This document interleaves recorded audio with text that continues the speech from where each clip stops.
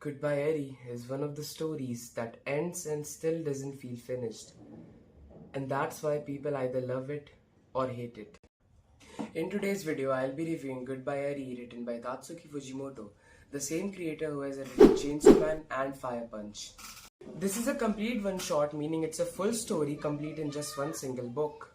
It's short, but it carries the same raw and uncomfortable vibe that Tatsuki Fujimoto's works are known for.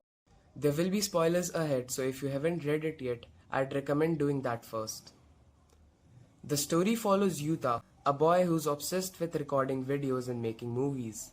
His first major project is filming his dying mother, not out of cruelty but as a way to remember her. But when the moment of her actual death comes, he can't record it.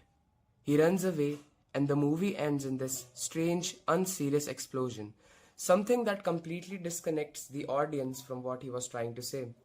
This failure affects him deeply, and eventually he considers taking his own life until he meets a girl named Eri. But the plot itself isn't what I wanted to focus on. What really hooked me was how confusing the ending is and how intentional that confusion feels. Fujimoto doesn't rely on cheap plot twists. Instead, he writes characters that feel brutally raw and natural, to the point where you stop questioning their decisions and just accept them as humans. The story constantly makes you question what's real, what's fiction, and whether does it all even matters to the plot. I also love how much emotions and twists he packed in just 8 chapters. It feels cinematic. Especially because of the consistent rectangular panel layout, which literally makes it feels like you're watching a movie. Overall, Goodbye Eri is a very questioning story.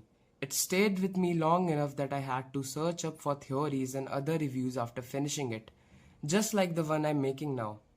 I like how the story is open to independent interpretation and how it refuses to follow a traditional repetitive format.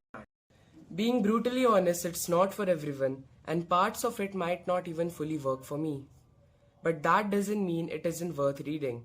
It is strange, uncomfortable, and unapologetically bizarre. And that's exactly what makes it special. Overall, while trying to conclude this, I'll say, if you enjoy stories that don't explain everything to you and instead trust you to think for yourself, then Goodbye Eri is definitely worth your time.